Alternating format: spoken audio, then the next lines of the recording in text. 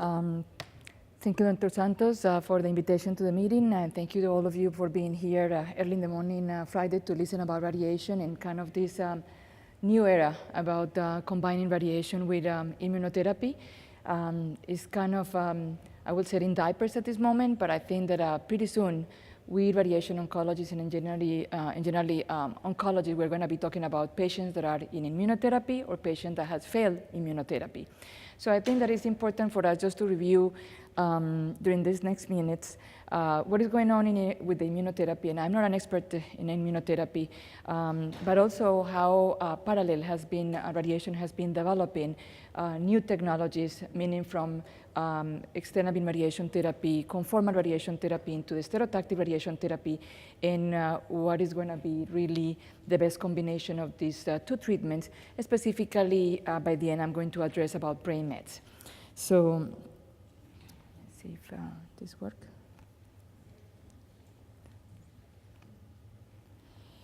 So just to start, the brain mets, as we all know, is the most common brain tumor. It's estimated approximately 500,000 new patients per year. 20 or 40% of our patients with cancer are going to be diagnosed at some point with brain metastases. And among them, 70% are going to be multiple brain lesions. Still, believe it or not, the standard of care is the whole brain radiation therapy that has been for decades.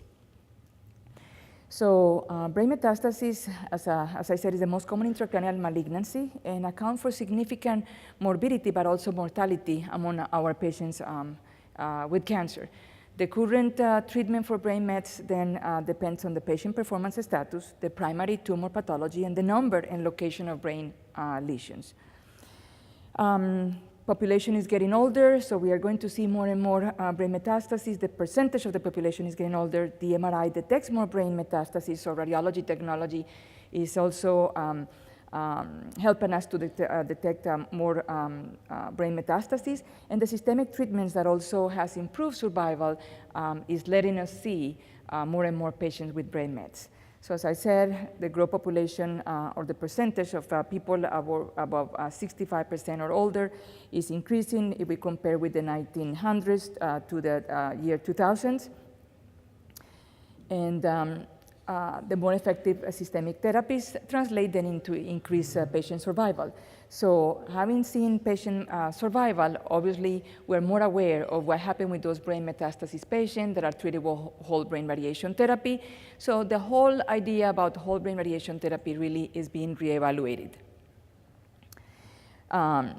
Based on the safety and tumor response that the initial studies with anti-PLD1 and others, like the Nivo for melanoma, it was accelerated approval of the FDA for these medications in 2015. And in general, then we start considering that our patients die in terms of solid tumors for metastatic progression of the disease. And we're starting to look at those subgroup of patients that we call oligometastatic disease or oligoprogressive disease. That is a subset probably between 15 and 20% of our patients, and that can survive for several years, 5 or more years, and we maybe start wondering if maybe we can tell that they are cured. However, the other 80 or maybe 90% of the stage 4 disease, we are trying to figure out in the next few minutes how to deliver systemic therapy and as well as radiation therapy without causing significant damage to the normal tissue. So we all are familiar with the therapeutic index. Basically, the more we try to increase the treatment intensity, either the dose of radiation therapy or the dose of the chemotherapy, we create more toxicity. We have better tumor control, but we have more toxicity. So we really hope that the immunotherapy give us widening this range in terms of better local control with less toxicity. So just for example, the phase 3 clinical trial for the CTLA-4 blockage with EP, which compare, during those studies, it was the EP plus the vaccine. There's 3 groups. EP plus the vaccine, EP by itself, or the vaccine by itself. And you can say that basically there's not too much difference between the arms, the three arms in terms of the overall survival. But if we look closely, the EP arm extended the median survival by 4 months, meaning that 1 year survival was 72%, and the increment was from 25 to 43%. So the overall rate of response was about 11% compared with 1.3% of the vaccine alone. So even though it looks like only, again, the typical percentage that we quote between 15 and 20% benefit for overall survival, it really make a difference. So from the point of the radiation therapy, the SBRT and in general the SRS, gamma knife, cyber knife, all the radiosurgery, basically for long, very 10 or maybe 10 years ago or 15 years ago, basically start being under investigation. And now we have data at 2 years, local control for lung cancer, 95 to 98%. Basically, if it's not even or equal to the surgery, is similar and is equivalent, and there's now a randomized study comparing the SBRT with the lobectomy, and we hope that in the next 5 or 10 years we're going to have the response if truly is equal to surgery or is even the new standard of therapy for early stage lung cancer. But how we can really then say that all this good response that we're seeing for the brain metastasis due to the dose intensification, meaning the hypofractionation or the extreme hypofractionation from the stereotactic that basically by definition is only 1 fraction or 5 fractions. So this is an extreme hypofractionation. And we have to basically go to the clinical approach for the immunomodulation to try to understand what is the role of the radiation therapy in immunotherapy. Basically, we always thought that about for brain mets specifically, for any type of palliative treatment, radiation was only for pathological fracture, for pain, or for rapidly enlarging lesions. Other than that, pretty much palliative treatment only. So the immunomodulation in general, as you already know, is basically cutting off the brakes for this CTLA4 feedback pathway that is inhibit. And if we really have no inhibition, we're going to have all this blockage of the CTL4, the PD-1 blockage. If it's present, then radiation could be active. And I'm going to show you in which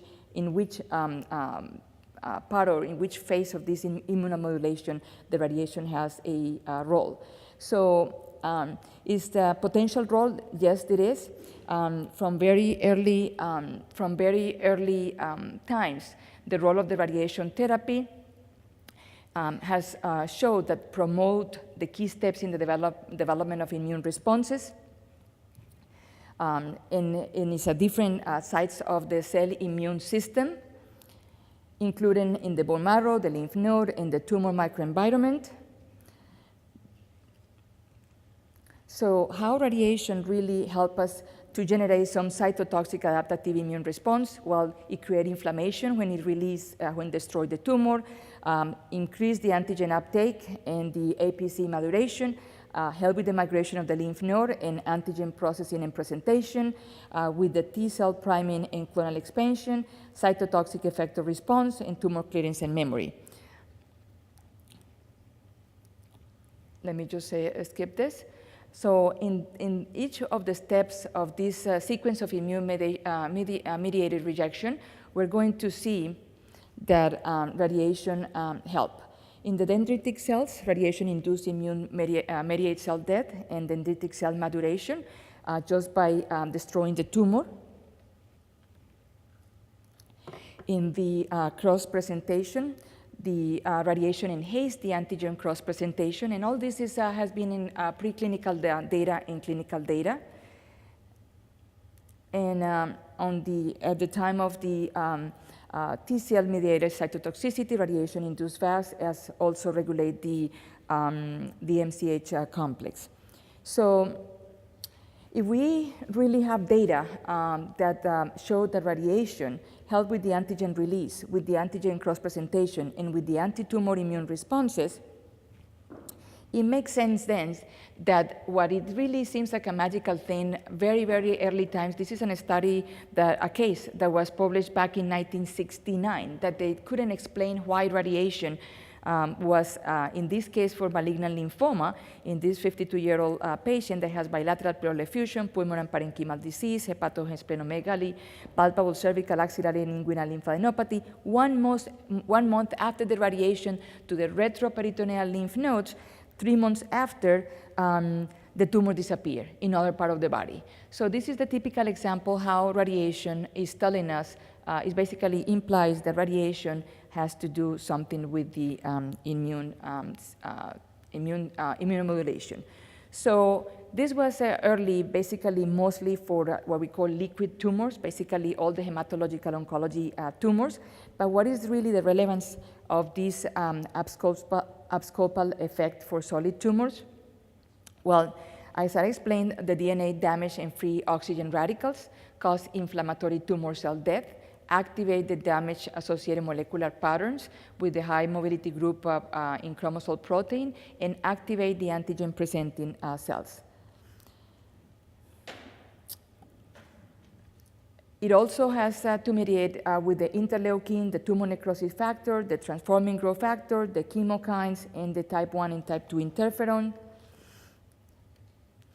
And it's not only in the body that the radiation modified the anti-tumor immune response with all these factors that I mentioned, but also has to also help with the potentiate the immune stimulatory effect on the SRS. Basically, this is why nowadays, with immunotherapy and target therapy to certain patients, we're seeing brain metastases that appear and disappear before we radiation oncologists can treat them, either with whole brain radiation therapy or with stereotactic radiation therapy. The two mechanisms that we believe that really help with the with this immune stimulatory and the CNS is that the stereotactic radiation therapy increases the permeability of the blood-brain barrier, enhancing the drug delivery, as well as the stereotactic increased immune cell infiltration. So has been in vitro some assessment of the immunogenic dead cell, and as we can see, the number of colonies, if we look at the patients that are untreated and then treated with immunotherapy or target therapy, we see that the number of colony survivors are less if we look at the ATP release, at the CRT translocation, as well as other in vitro assessment of dead cells. So basically what we're trying to prove is that with the combination of the stereotactic radiation therapy and any type of target therapy or immunotherapy, we really, in vitro and in vivo, we are proving that increase the immunogenic dead cell. So why is that we rarely see immunocooperation with the radiation therapy?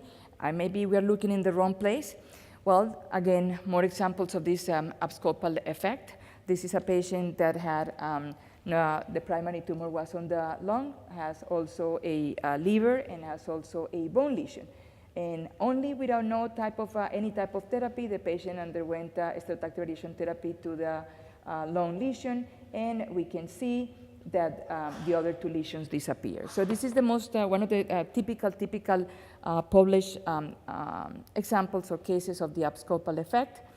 And what is the SBRT or the SRS potential immune cooperation? Well, again, there's other studies that, for example, with SBRT, patients treated with the SBRT for the lung compared with patients that underwent wedge, we see cases in which the mediastinal lymph nodes disappear or regress. And it's the typical example that treating the primary tumor, sometimes the radiation could initiate this immune cooperation. So that's why nowadays we're seeing more and more studies for breast cancer and for other type of cancers in which they are basically saying treat the primary tumor and do not go with radiation after some of the microscopic disease in the lymph nodes. So We don't know yet, but it's a fact that happened approximately, as I said, in 15–18% of the cases. Why do we rarely observe this abscopal effect? Again, the preclinical data support hypofractionation. We, radiation oncologists, we think that one of the key points why we're not seeing more this abscopal effect is because the fractionation. Typically, the standard of radiation therapy is 5, 6, or 7 weeks of radiation therapy, Monday through Friday, 15 minutes. Now in the era of the hypofractionation, meaning 15, 14 fractions, or the extreme hypofractionation, 1 to 5 fractions, we're seeing this abscopal effect. And this is the typical study in which we see the tumor in the rat that has been irradiated and the one that was not radiated, and we compare the site that was radiated with the one not radiated, and basically we can see that the radiated site, both the blue line is the one that showed that both tumors respond, even though the contralateral side was not radiated. So it's definitely showing some synergistic effect. And this suggests the cooperation between the hypofractionated radiation therapy with the immune checkpoint inhibitions. So they suggest that the dose and the fraction size really have an impact on the efficacy and the magnitude of this cooperation. So again, another example of a melanoma patient treated with immunotherapy. And basically the patient was failing the systemic therapy, was treated a painful chest wall lesion, and the patient, this is a real case that was published and has only 3,000 centigrade in 10 fractions. The patient was told that he was going to die, was radiated only for palliative treatment, and the patient came back several months saying, I don't have pain, reevaluation showed that was clean. We also have the abscopal effect in situ vaccination. When we, this is two different cases. The upper one is radiating to the occipital lesion and has response in bilateral axillary lymphadenopathies. The second one was a patient that was treated for a supraesternal cutaneous lesion and has response in the frontal lesion. Abscopal effect is also a response when we treat skin, and we see in the internal organs sometimes a resolution, and we're talking about radiation plus the agonist therapy of the systemic therapy. And this abscopal effect really, somebody could say, well, but it's only for local control of the metastasis or the other side of disease. But the studies are showing that this abscopal effect increase the overall survival, and this is the important part, up to 26.8% specifically in this case. Median survival from 20.9 versus from 8.3 to versus 20.9, basically on when we compare responders with non-responders. So in that percentage of maybe 18%, we will have an increment of overall survival. So again, phase 1, phase 2 studies with dose escalation for stereotactic radiation therapy, followed by ipilimumab in metastatic melanoma. This is the typical trial that now we're doing. We have enrolled patients in 3 fractions. And remember, we don't have the magical fraction now. We are doing trials, phase 1, phase 2, and a couple of phase 3. But basically, we radiate the index lesion, then patient have EP 5 days after the radiation therapy, and then follow up for restaging. So there's a lot of biosamples and analysis. This study is for stage 4 melanoma for patients with ECOG performance of 1 or 0. So this is the typical example of one phase 2 study. Tumor response with stereotactic and EP, again, another study, another case in which the patient has for palliative treatment for pain, radiated, and then 4 days after the stereotactic, the lesion was small, and then when we gave the EP, obviously with synergistic effect, then the lesion disappeared. But the amazing thing is what happened with other lesions in the retroperitoneum as well as in the liver. Just to mention, because I'm not going to talk about protons, neutrons, and alpha particles, this has been in the lab and in the experimental, they are said that they are more effective, they have more efficiency for this abscopal effect. Cost benefit is something that we can discuss here for a long time, specifically for brain mets. I don't think that we're not going to be arguing that protons, even though at some point we ended up figuring out there is some benefit, the cost at this point overweight the benefit of the treatment. So the cancer immunoediting basically eventually will tell us if the tumor is if the patient has complete response, stable disease, or progression of the disease. And the clinical results basically, in general, is showing us 18% and 80% of the patient had a partial response as a best response. None of these irradiated tumors has progressive metabolic disease as evaluated by PET.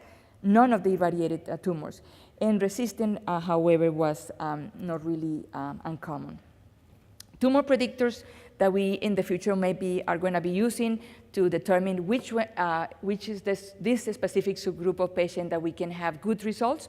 The tumor PD-L1 expression has been associated with in the clinical trials as a tumor predictor. And we can see here, based on RACIST, for melanoma patients, we can see that the melanoma PLD1 in blue is a low volume.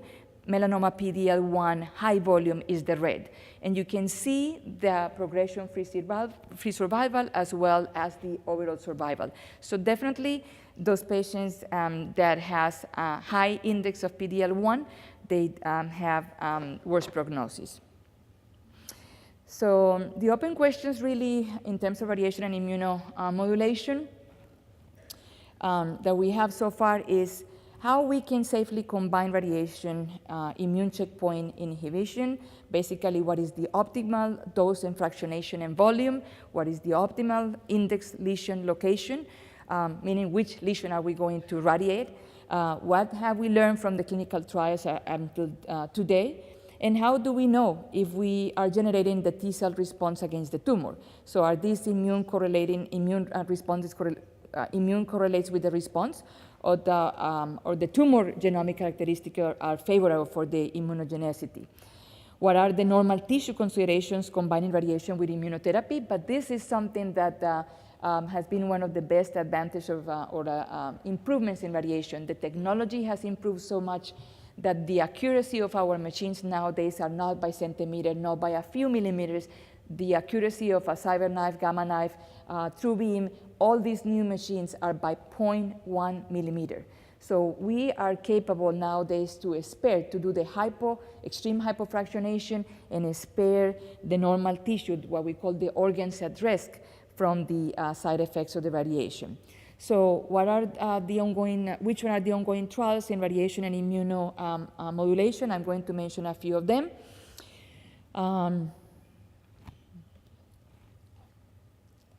Sorry. So if we look at all this pathway of synergy that is observed, that has been observed across the immunotherapy agents in other classes, immunotherapy enhances the local effect of the radiation, and vice versa. Radiation potentiates the systemic effect of the immunotherapy. How? With the abscopal effect that I mentioned, outfield responses and vaccine-like effects. So it's mutual benefit. Clinical experience also suggests the synergy for radiation with the checkpoint inhibitors. This is a case of a patient that had palliative treatment only to a painful paraspinal lesion, and we can see that by treating, the first row was the tumor was radiated, and the response reflects with the abscopal side effect on the mediastinal or the hilar region, as well as in the mesenteric lesion. So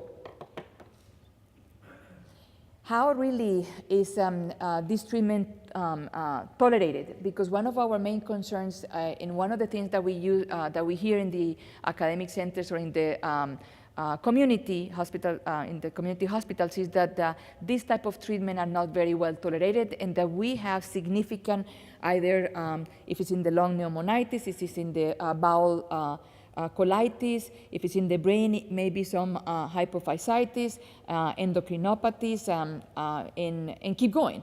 So this study basically was a retrospective analysis of 133 consecutive patients with metastatic melanoma, renal, non-small, who received palliative radiation therapy and or immunotherapy. So 39 patients indeed received concurrent treatment, because some of these patients can have the immunotherapy before, one day after, a week later. But indeed, 39 patients of this study received concurrent treatment, and 56 received it within 14 days. And as you can see, grade 1, grade 2 toxicity in this column, and grade 3 toxicity, either with baseline non-dermatologic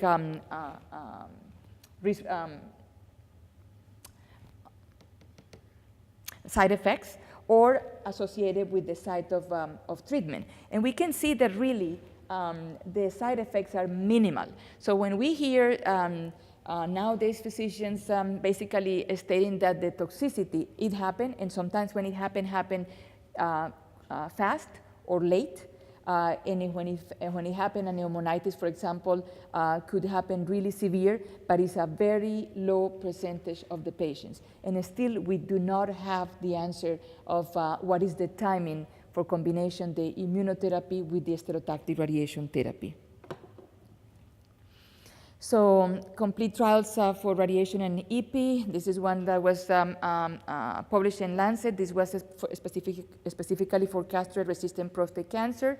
One single bone metastasis treated with one single fraction of 8 grades in EP.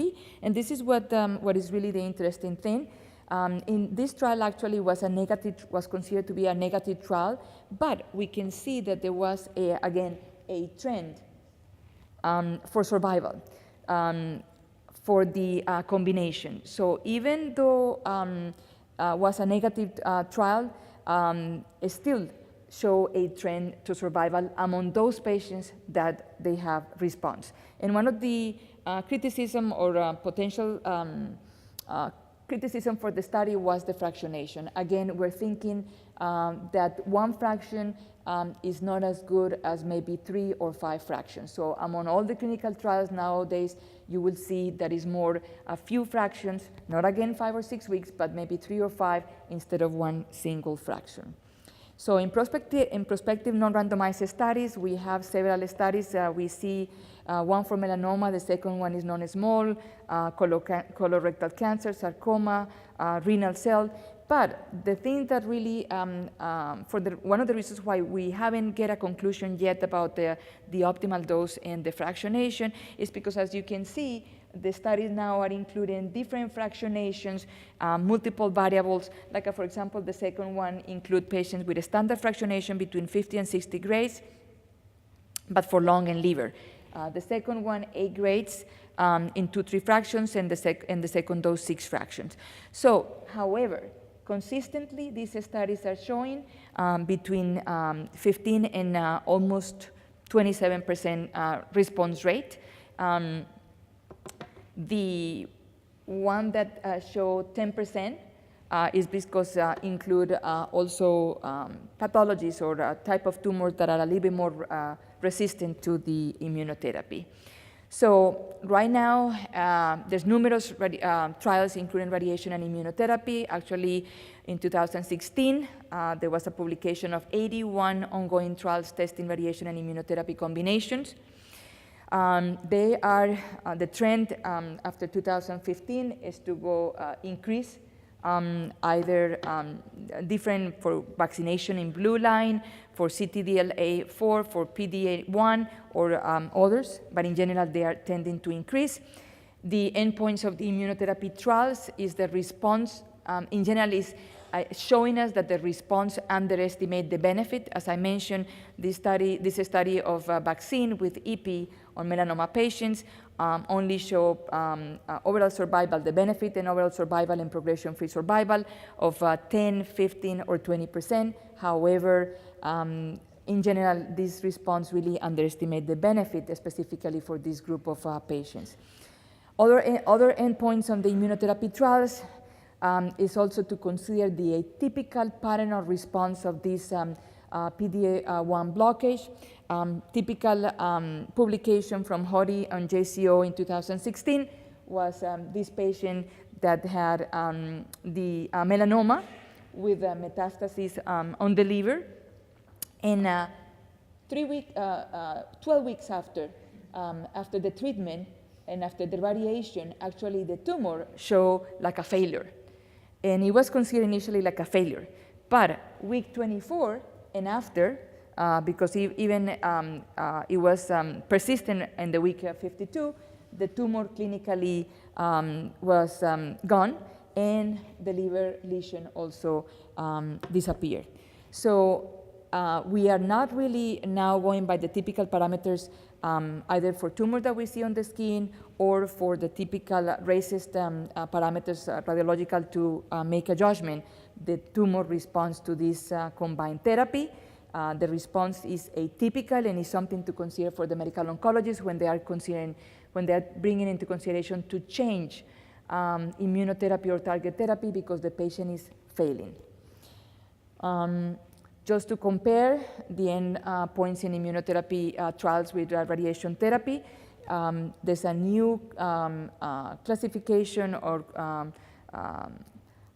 tumor response categories that we call immune response criteria, IR response. And we can see that the two main point is in terms of new lesions and also the partial response and progressive disease. In the typical races, it's maximum of 5 for the target lesions. In the new categories, is maximum of 15 lesions. And if you look at the partial response, more than 30% decrease in tumor burden. For the modified races, more than 50% decrease. So again, for these endpoints of immunotherapy trials, the significance of this atypical pattern response translates in overall survival. So this is very important in this population of patients that now we're seeing. If we continue taking in consideration races, but we're also using the modified RACIST, and basically this translates in survival. Patient that they failed, the gray is the progression of disease by RACIST. The yellow is progression of disease by RACIST, but not by the modified RACIST. And the other is progression of the disease by, no progression of the disease by both categories. So definitely those patients that has no progression of disease by both criteria, RACIST and the IR RACIST, they have better overall prognosis. Other endpoint in these trials is the PDL expression, tumor-infiltrating lymphocytes, and mutational burden. This is basically showing stromal tissue of PDL1 expression in head and neck cancer, and all the red show the PDL1 expression. It's like if it was shielding the immune response. So the PDL1 expression is actually a potentially predictive biomarker for these patients, who is going to respond and who will not respond. And that also will impact the variation recommendation. So treatment parameters, in general, the preclinical data suggests the radiation dose fractionation is very important. Optimal timing for radiation may vary depending on the immune agent that we're using. And definitely there's improved synergy with certain combinations. All these parameters should be evaluated in clinical trials and correlate with the studies to determine the impact on these studies. So ongoing trials right now for planned radiation and immunotherapy. We have studies that add immunotherapy to radiation standard of care approach, like adding PD-1 inhibitors to definitive chemoradiation therapy for head and neck cancer, or adding radiation to immunotherapy, a standard of care, like adding target radiation to the PD-1 inhibitors for metastatic melanoma and non-small cell cancer, or exploring synergy in the preclinical studies. I'm going to skip this. And in terms of radiation therapy, we definitely had moved tremendously away forward in technology. We have all these sophisticated platforms that increase access, efficiency of the stereotactic radiation therapy. You call it radiosurgery, stereotactic in the brain, stereotactic body. But the question is, if we have the technology allowing to treat, and I'm talking about brain mets at this moment, if really the technology allowed us to treat more than 4 brain lesions, if we really, just because we can do it, we should do it or not. So just to give you an example, the stereotactic really has been defined to treat limited number of brain metastases. By limited, the publication now is up to 4 brain metastases. I'm going to show you a few examples of what we do in our CyberKnife and Gamma Knife clinic. The addition of the stereotactic radiation therapy to the whole brain radiation therapy in the past has proved, and I'm not going to over all these studies about whole brain, stereotactic alone, combination with surgery. I'm just basically going to mention the final results. Addition of stereotactic radiation therapy to whole brain improved local control and survival of the patient. Then another study, stereotactic alone, delaying the whole brain radiation therapy, and the side effects of this whole brain radiation therapy is still controversial. And this image, I just brought it just because there was a patient that has several surgical intervention, has whole brain radiation therapy, and eventually has a recurrence. This is the beautiful thing that now we can do without damage the brain stem after having had surgical procedure and whole brain radiation therapy and being close to the optic apparatus and the brain stem, how we can protect the normal organs at risk from the radiation and still deliver the treatment to the patient. So patients now are basically confronted with multiple options, not only with immunotherapy but radiation therapy, and we have to personalize the treatment plan for these patients with brain metastases, trying to maximize really the survival of these patients and minimize the morbidity with unnecessary treatments. Again, I said that for the brain metastases from our end, the treatment will be offered based on patient performance status, primary tumor pathology, number and location of these brain lesions. Don't forget that we are a team. Management in general is the multiple options from corticosteroids in support and comfort for the patient, whole brain radiation therapy that is still the standard of care, surgery plus minus whole brain radiation therapy, surgery plus minus stereotactic radiation therapy ideally with SRS and immunotherapy, stereotactic radiation therapy plus minus whole brain radiation therapy, and the new thing, immunotherapy and delay the radiation therapy. So now we have a subset of patients that we see in the clinic that they are diagnosed what used to be an emergency, brain mets. It doesn't matter if it was only one tiny 5 millimeters, it was an emergency radiation to the whole brain.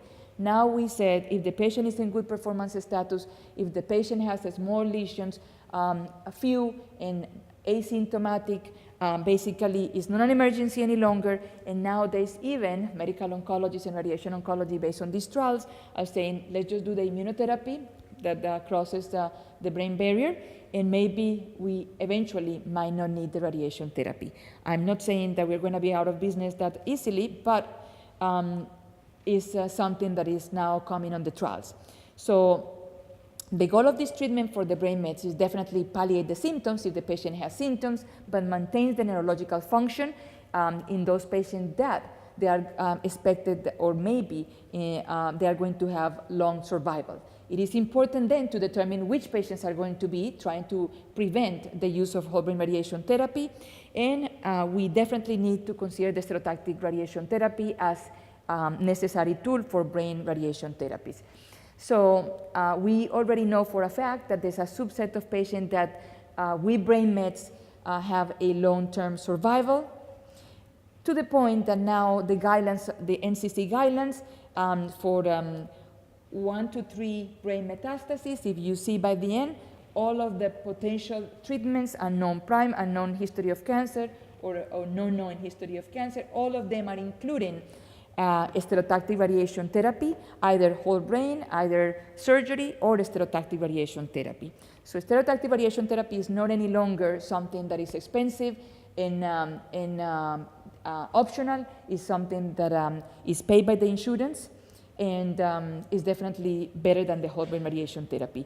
Now, for stage 4 with disseminated disease, meaning not really well-controlled disease on the body, obviously depending on the performance status of the patient, we may consider best support palliative care, whole brain radiation therapy, but for other patients that are new diagnosed, that are just about to start the battle, and that has multiple medications that for potential treatment, we know that it's a benefit of remove or treat, either remove or treat the oligometastatic disease. And you can see that even for these patients, the NCC guidelines are now mentioning the benefit of the stereotactic radiation therapy. For specifically brain metastases, we have a landmark studies recently published, the Quartz report for patient that has poor Karnofsky performance status, that basically says for those patients that you expect that they are going to survive less than 3 months, sometimes even whole brain radiation therapy do not add anything, deteriorate the patient, and the survival is equally if you offer hospice and comfort care. The Brown NCCTG, that basically those 2 Brown studies, and both show whole brain radiation therapy plus stereotactic radiation worse for cognition than stereotactic alone, meaning do not give whole brain radiation therapy. And for post-op cases, those patients that they have 1 lesion removed, the whole brain radiation therapy after surgery deteriorate the neurocognitive part compared with the stereotactic radiation therapy. I'm going to skip this Quartz trial that basically I already mentioned the results not making any difference to put these patients under whole brain radiation therapy. The trial with randomized trials with Decadron that basically increment on doses. For post-op, I already mentioned that without no treatment after surgery is going to be probably up to 50, some evidence of tumor recurrence. If the disadvantage that I want to mention is if we do stereotactic radiation alone, in the first year we might see half of our patients with new mets. But the good thing is that these patients continue after the stereotactic radiation therapy, continue on their surveillance every 3 or 4 months. They are in immunotherapy or any other type of target therapy. We cut these few other brain metastases very small, and they are treatable with no side effects with stereotactic radiation therapy. So this is compared with the neurocognitive damage that potentially the whole brain radiation therapy could cause when compared with intact, with no damage by the stereotactic radiation therapy. So the local intensification after surgery, either with whole brain radiation therapy or with the stereotactic radiation therapy, has proved that the stereotactic after surgery is the ideal treatment for patients that are in good performance status and have a few single metastases. So with this paradigm shift, we definitely consider now, based on this study by the RTOG, that we have first level of evidence that there's a survival, not benefit in quality of life, survival advantage for the stereotactic radiation therapy. No, definitely no one treatment fits all the patients. Trials that has been published supporting the benefit of SRS by itself, including medial survival. And when we talk about how many number of lesions are enough, we have this study that has proved, and I'm almost done, that what it really is important is the number of metastases, size of lesions, location, neurological deficit, age, performance status, primary tumor, extracranial, and the patient input. I'm going to keep skipping this partition and analysis that help us to decide patients for SRS. And I'm going to show you very quick the last study that show how it's a Japanese study that basically is showing that they compare one single brain mets compared with the group of 2 to 4 and more than 10 brain lesions.